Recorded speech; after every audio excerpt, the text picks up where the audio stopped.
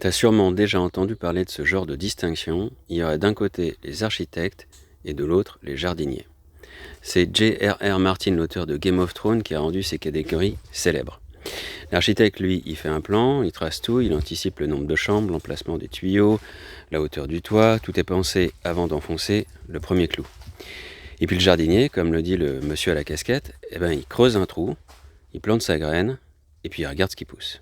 Mais même si tu fais un plan, à un moment, il faut bien écrire. Et même si tu regardes pousser, il a fallu choisir une graine, un sol, une saison. Le jardinier laisse pas faire, il travaille, il observe, il ajuste. L'entretien d'un jardin, c'est quasiment la totalité du temps qu'on y passe. C'est même pour ça que les gens aiment jardiner, pour prendre du temps à prendre soin. Et puis on oublie souvent une chose, c'est que tu sois jardinier ou architecte, tu vas réécrire, tu vas beaucoup réécrire. C'est là qu'intervient une troisième catégorie qu'on pourrait appeler les polisseurs. Ceux qui n'accordent pas tant d'importance à la matière brute, au départ, mais ceux qui vont passer des heures à la façonner, à la polir, à la structurer, jusqu'à ce qu'elle prenne la bonne forme. Et en réalité, on est tous un peu polisseurs. Le plan de l'architecte prend quelques semaines, mais construire la maison, ça prend des mois. Le jardinier, il peut planter vite, mais il passe des saisons à entretenir, à désherber, à tailler, à replanter. Et pendant ces phases de réécriture, l'architecte devra parfois abandonner son plan trop rigide pour suivre une piste inattendue, et puis le jardinier, lui, il devra se souvenir de l'intuition qu'il avait au départ. Donc tout processus d'écriture passe par des phases. Imaginer, choisir, produire, ajuster, douter, avancer. La question, c'est pas qui tu es,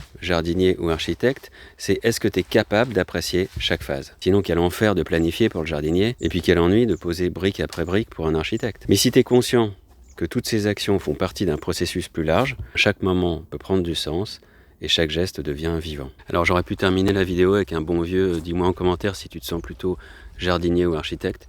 Ça aurait certainement été très bon pour l'algorithme.